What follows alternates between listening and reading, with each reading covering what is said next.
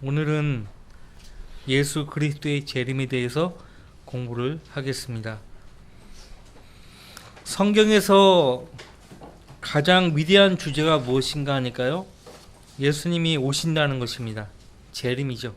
성경의 모든 예언의 말씀이 예수 그리스도의 재림에 맞춰져 있습니다.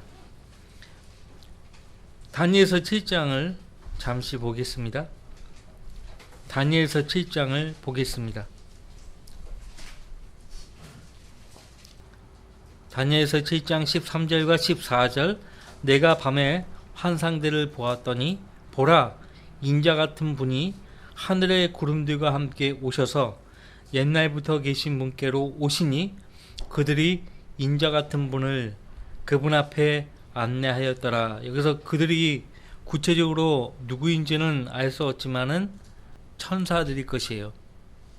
14절. 거기에서 그분께 통치권과 영광과 왕국이 주어졌으니 이는 모든 백성과 민족들과 언어들로 그분을 섬기게 하려 함이더라. 그분의 통치권은 사라지지 않을 영원한 통치권이며 그분의 왕국은 멸망하지 아니라. 자, 13절 말씀에 보라, 인자 같은 분이 하늘의 구름들과 함께 오셔서 옛날부터 계신 분께로 오시니라고 말씀하고 있죠. 이것이 뭐죠? 재림이죠. 다시 오신다는 것이에요. 재림이라는 것은 한 번 오셨다는 것이죠. 한 번 오신 분이 또다시 오신다는 것이에요. 그것이 재림이에요. 인류를 구속하기 위해서 오신 것을 초림이라고 부르고, 왕으로 오셔서 온 세상을 통치하기 위해서 다시 오신다는 것을 재림이라고 그렇게 말합니다. 우리는 성경을 매일 읽으니까 그 사실을 발견할 수가 있죠. 재림에 맞춰진 구약의 모든 예언들을 또 초림에만 맞추려고 하는 사람들이 있죠. 언약 신약자들, 예수님의 구속사역에만 다 맞추는 거예요. 그러니까 그 사람들이 말하는 성경의 주제는 재림이 아니고 왕국이 아니고 구속이죠. 그렇게 구속을 강조하는 그들이 그러면 구원의 복음을 그렇게 또 신실하게 증거하는가? 또 그렇지도 않아요. 그렇지도 않아요. 그것이 문제예요. 그런데 성경의 주제가 구속이라면 굳이 이렇게 66권이 있을 필요가 없죠. 복음서 한 권이면 족하죠. 그죠? 근데 성경의 주제는 구속이 아니고 재림이에요. 왜 재림하시는가? 왕국을 세우기 위함이죠. 예수님이 왕국을 세우셔야 성도들도 그분과 함께 통치하는 거예요. 거기 다니엘서 7장 18절 말씀 보시면, 그러나 지극히 높으신 분의 성도들이 그 왕국을 얻으리니 영원하고 영무궁한 그 왕국을 차지하리라. 성경에서 성도들이 나오니까 다 신약 교회 시대의 성도이라고 생각하는 사람들이 많은데, 여기서 성도들은 요한계시록에 의하면요, 환난에 통과한 유대인 성도들을 가리킵니다. 환난에 통과한 유대인 성도들에게 왕국이 주어지고, 또 거기 22절 말씀 보시면 옛날부터 계신 분이 오시니, 옛날부터 계신 분이 누구예요? 하나님이죠. 지극히 높으신 분의 성도들에게 심판이 주어졌고, 그때가 이르자 성도들이 그 왕국을 차지하더라. 성도들이 이제 왕국을 차지하는데 천년왕국을 차지하는 거예요. 이때 성도들이 유대인 성도들이죠. 환난 유대인 성도들. 신약 성경에도요, 평균적으로 10구절 중에 한 구절은 재림을 언급하고 있어요. 그러니까 얼마나 많은 구절들이 예수 그리스도의 재림을 증거하고 있습니까? 예수님이 이 세상에 다시 오실 때 예수님은 예루살렘 앞 동편 올리브산에 서시죠. 스가랴서 14장에 가면요, 예수님이 오셔서 올리브산에 서시면 그 올리브산이요, 동과 서로 나누어져요. 쪼개져요. 지금은 올리브산이 그대로 있죠. 근데 예수님이 거기에 딱 서시면 그 산이 동과 서로 나누어집니다.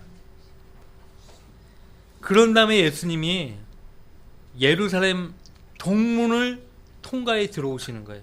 지금 현재 동문은 막혀 있어요. 그러니까 동문을 통과해서 들어오시는 그분이 예수님이에요. 현대 유대인들은요, 성경을 읽지 않아요.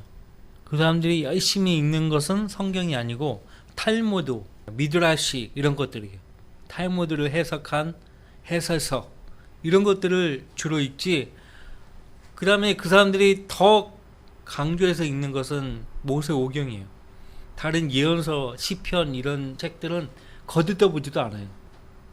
그러니까 당연히 예수님이 어떻게 어디에서 오시는지 알 수가 없죠. 적그리스도는 그 동문을 향해서 못 들어와요. 절대 못 들어와요. 예수님만이 그 문을 통과해서 들어오는 거예요. 그러니까 그거를 보면은 아는 거예요. 아, 저 가짜 메시아구나. 두 증인이 활동하죠. 예언한다고요. 저 적그리스도는 동문을 향해서 들어오지 않았다 이거예요. 가짜다. 가짜다 이거예요. 적그리스도다. 그렇게 증거하는 거예요. 그러니까 막 실체를 드러내니까 가만히 둡니까? 계시록 11장에 보면은 잡아다가 그 두 증인의 목을 치잖아요. 그 또 사람들이 그 목을 이렇게 끌고 다니면서 기뻐하잖아요. 선물을 나누고 하잖아요. 그것을 얘기할 거라고 두 증인이. 예? 예수님은 완전한 권세와 권위를 가지신 분이십니다. 하나님께서 이스라엘 백성에게 약속하신 기름 부음 받은 메시아예요. 히브리어로 기름 부음 받은 자를 메시아라고 부르고요. 헬라어로는 그리스도라고 불러요. 같은 말이에요. 메시아와 그리스도는 같은 말이에요. 메시아로서 다시 오시는 거예요. 성경은요, 성경 스스로 예수 그리스도의 재림을 강력하게 증거하고 있고요. 기지하고 있습니다. 예수님 자신도 자신의 재림을 여러 말씀에서 증거하셨어요. 마태복음 16장 27절 말씀에 이제 인자가 자기 아버지의 영광으로 자기 천사들과 함께 오리니 그때에 그가 각자에게 그들의 행한 대로 상 주실 것이라. 또 마태복음 25장 31절 32절에 인자가 그의 영광 중에 오고 또 모든 거룩한 천사들이 그와 함께 오면 그때에 그가 그의 영광의 보좌에 앉으리니 그 앞에 모든 민족들을 모아놓고 마치 목자가 양들을 염소들에서 갈라놓듯이 그들을 따로 갈라놓으리라. 민족들의 심판을 주님께서 하시는 거예요. 또 천상의 영적 존재들도 예수님의 다시 오심을 증거했습니다. 이를테면 사도행전 1장 10절 11절 말씀에 주께서 올라가실 때에 그들이 하늘을 주시하고 있는데 보라 흰옷을 입은 두 사람이 그들 곁에 서서 말하기를 너희 갈릴리 사람들아 어찌하여 너희는 하늘을 쳐다보고 서 있느냐 너희를 떠나 하늘로 들려 올라가신 바로 이 예수는 너희가 하늘로 가심을 본 그대로 오시라고 하더라. 하늘로 가심을 본 그대로 오신다고 했어요. 그 모습 그대로 오시는 거예요. 사도들도 증거했죠. 사도 바울이 디도서 2장 13절 말씀에 복된 소망과 위대하신 하나님이시며 우리 구주이신 예수 그리스도의 영광스러운 나타나심을 기다리게 하셨으니 성령이 내주한 성도들만이 예수님의 오심을 기다린다고요. 히브리서 9장 28절 말씀에 그리스도께서도 많은 사람들의 죄들을 담당하시려고 단번에 들여지셨고 두 번째는 자기를 바라는 자들을 구원에 이르게 하시려고 죄 없이 나타나시리라. 자기를 바라는 자들을 구원에 이르게 하시려고 누굽니까? 환난 유대인 성도들이죠. 사도 야고보도 야고보서 5장 7절 말씀에서 그러므로 형제들아 주께서 오실 때까지 아직 오시지 않았죠. 인내하라. 보라 농부들이 땅에서 나는 귀한 열매를 바라고 오래 참으며 이른 비와 늦은 비를 기다리라니. 실제 내리는 비예요. 이른 비와 늦은 비. 실제 내리는 비예요. 은사주의자들은 이른 비가 사도행전 2장에서 내렸던 그 성령의 강림으로 이야기하고 늦은 비는 20세기 때 아주사 거리에 임했던 그 방언으로 임했던 그 성령의 역사하심이라고 얘기하는데 다른 말이에요. 이건 실제 예수님이 재림하실 때 내리는 비예요. 사도 베드로도 베드로후서 2장 16절 말씀에 이는 우리가 우리 주 예수 그리스도의 능력과 오심을 너희에게 알게 한 것은 교묘하게 꾸며낸 이야기를 쫓은 것이 아니라 그의 위엄의 목격자들이었기 때문이라. 언제 목격했죠? 변형산 사건 때 목격했고, 사도행전 1장 앞서 천상의 영적 존재가 증거했을 때 흰옷을 입은 두 사람이라고 했는데 천사들이에요. 천사가 사람으로 나타난 거예요. 그들의 증거를 통해서요 알았고, 또 실제 고린도전서 15장에서 바울사도가 말한 것처럼요 500명이 넘는 형제들 앞에서 예수님이 승천하신 것을 보았어요. 유다, 사도 유다입니다. 유다 이스카리옷 유다가 아니에요. 유다서를 기록한 유다예요.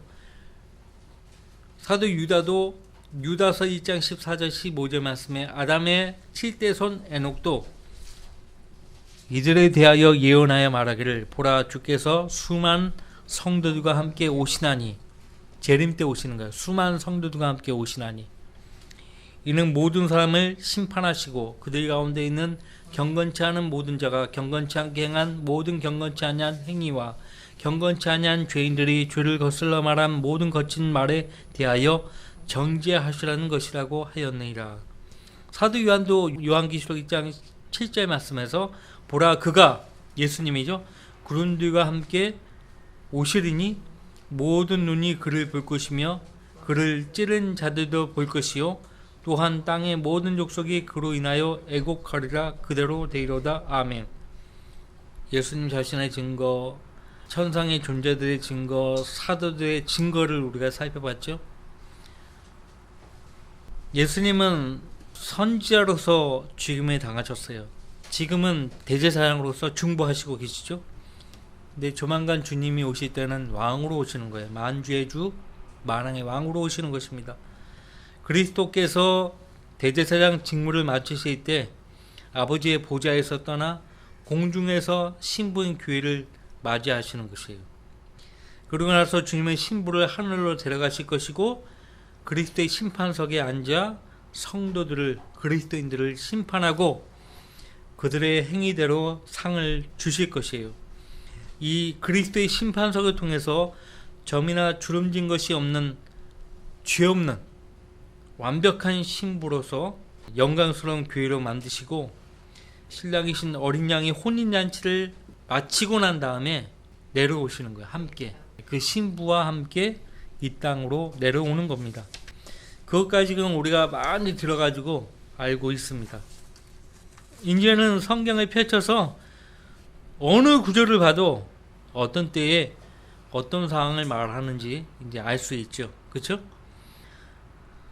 예수님이 초림 때 오신 예수님과 재림 때 오신 예수님은 조금 달라요. 초림 때 오신 예수님의 모습을 우리가 이사야서 53장을 통해서 볼 수 있죠. 나무가 되기 전에 연하잖아요. 싹, 연한 싹처럼 연했어요. 근데 예수님이 재림하실 때는 그분의 큰 권세와 영광으로 하늘의 구름을 타고 오시는데요. 그 오실 때 그 모습을 우리가 요한계시록 1장에서 봤죠. 달라요. 초림 때의 모습과 달라요.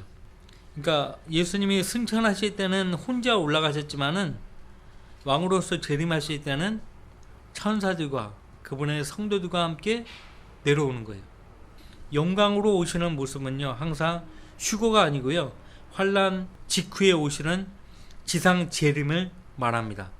성경에서 영광하면은 문맥에 따라 부활할 때를 가리키고 또 문맥에 따라 재림하실 때를 가리켜요. 그것을 우리는 구분해야 돼요.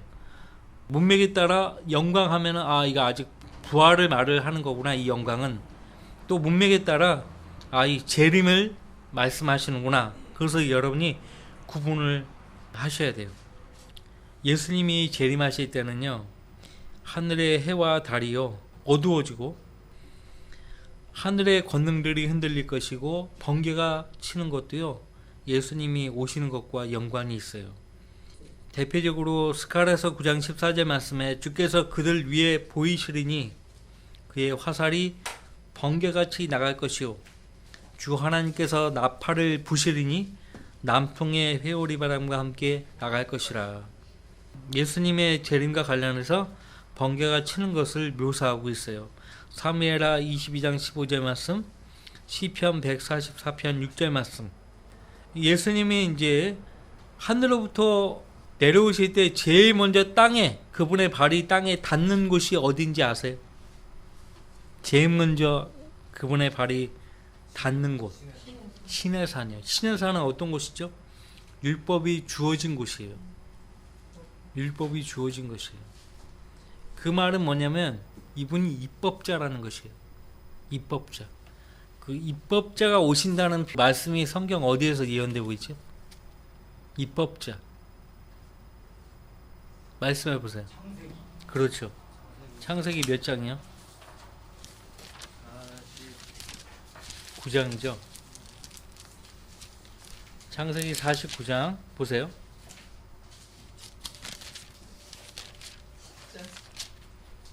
이양 펼쳤으니까요. 거기 9절 말씀부터 12절까지 보겠습니다. 창세기 49장 유다 지파에 대한 말씀이죠. 창세기 49장 9절부터 12절. 유다는 사자의 새끼로다. 내 아들아, 내가 먹이를 놓고 올라갔구나.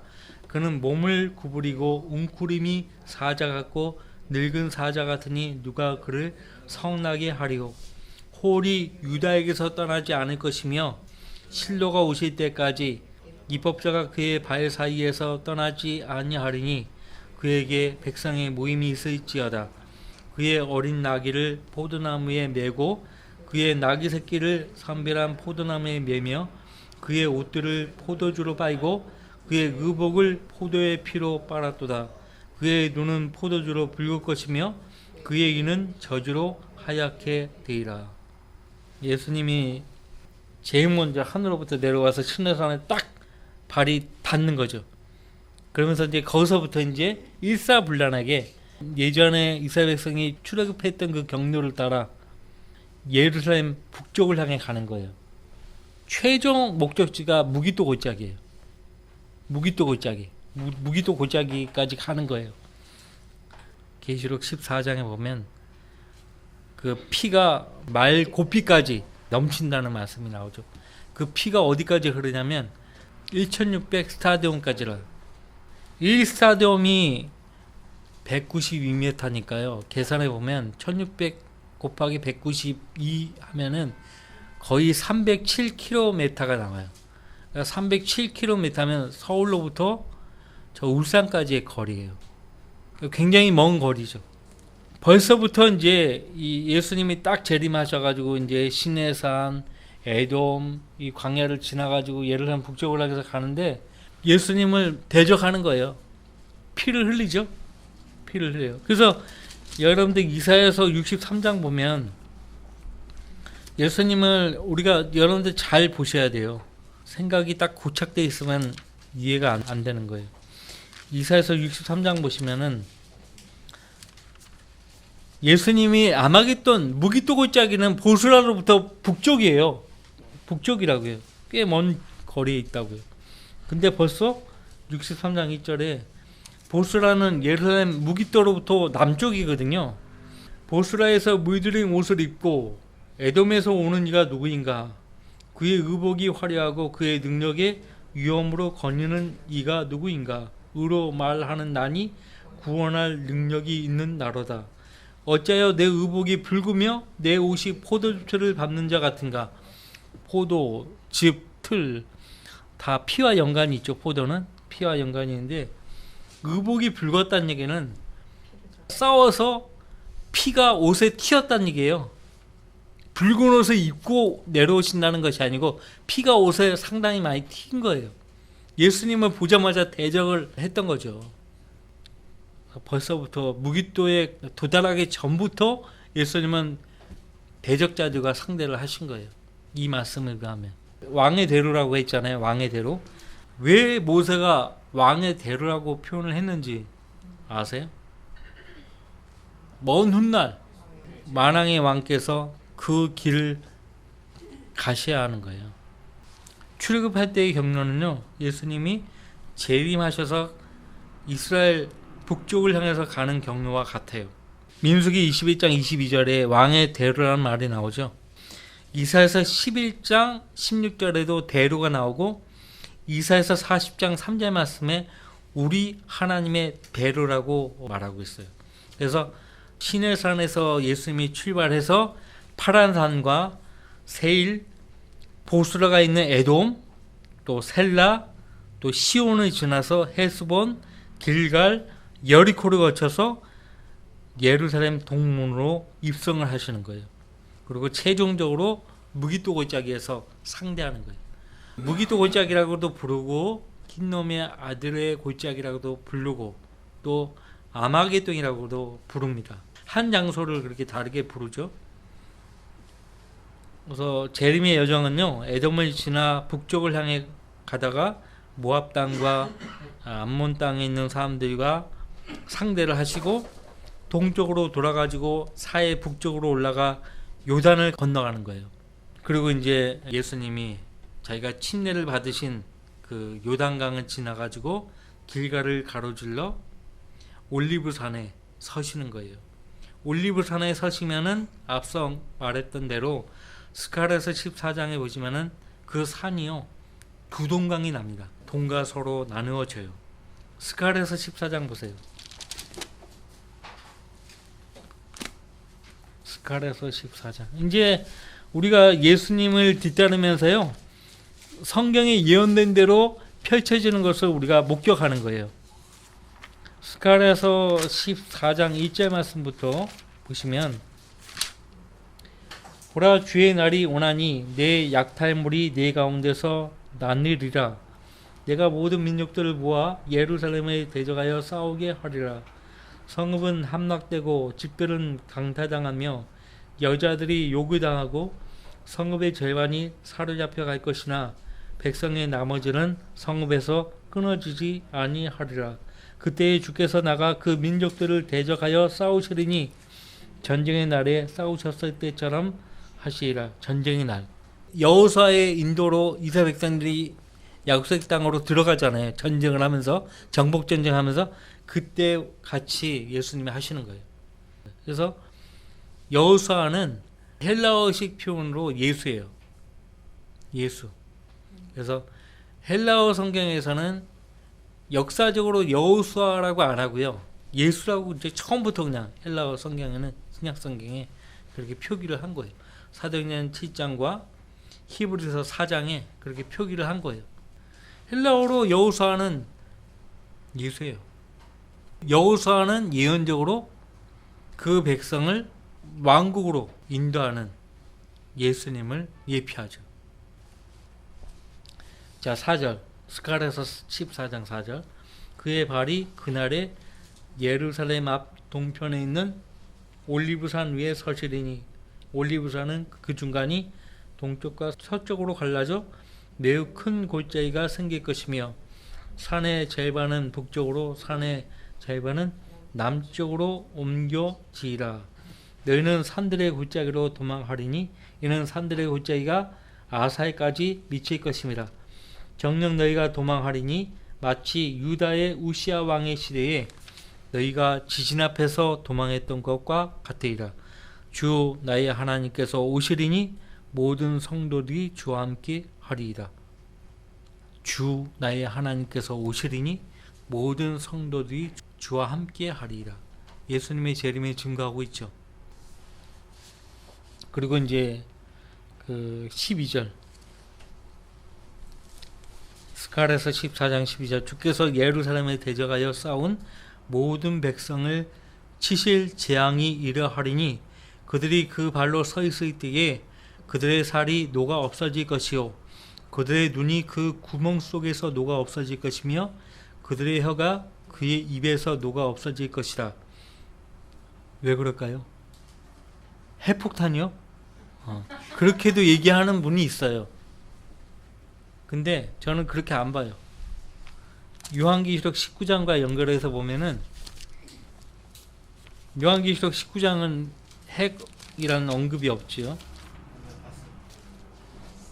하나님께서 그분의 입에서 나오는 칼로 이렇게 탁 하니까 이렇게 살이 녹아 없어지고 눈이 녹아 없어지고 혀가 녹아 없어지는 거예요. 얼마나 능력 있는 칼입니까? 그냥 죽는 게 아니에요. 녹아 없어져 버리는 거예요.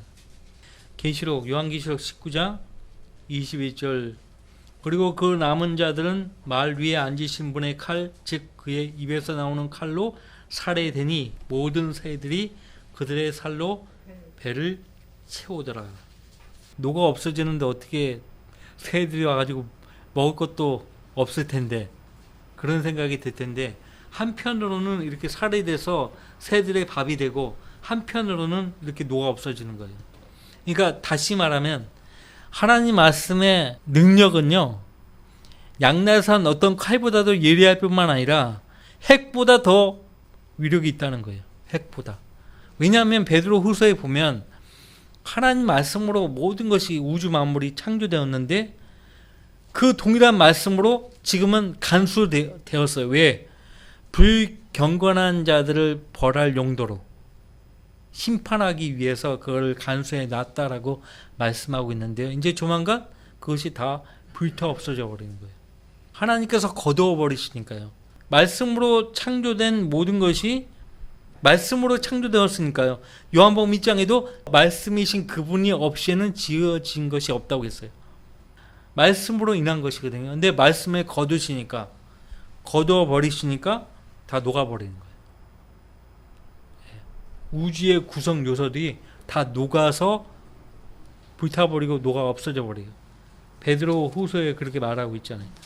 그래서 최종적으로 백보자에서 심판받기 위해서 나올 때는 현재 있는 하늘과 땅이 다 사라져 없어져 버린 거예요. 베드로후서 3장에서 말한 것처럼 그 일이 그렇게 일어난 것이 그러니까 하나님 말씀의 능력이에요. 베드로후서 3장에서 말하고 있는 것이 그러나 현재 있는 하늘과 땅은 그 동일한 말씀으로 보존되어 있으되 왜 그 말씀으로 창조하셨는데 지금은 보존되어 있으되 경건치 아니한 자들의 심판과 멸망의 날에 불사르려고 간수되어진 것이니라. 그러나 주의 날이 밤에 도둑같이 오리니 그날에는 하늘들이 굉장한 소리를 내며 사라지고 우주의 구성 요소들이 맹렬한 불로 녹아내리며 땅과 그 안에 있는 이들이 타버릴 것이라. 그때 이 모든 것이 녹아버리니 너희가 모든 거룩한 행실과 경건에 있어 어떠한 사람들이 되어야겠느냐. 이 무슨 말을 하고 싶어서 이런 말을 하냐면 하나님 말씀의 능력이에요. 결과적으로 그 말씀을 거두시니까 다 녹아버리고 다 불타버린다는 것이에요.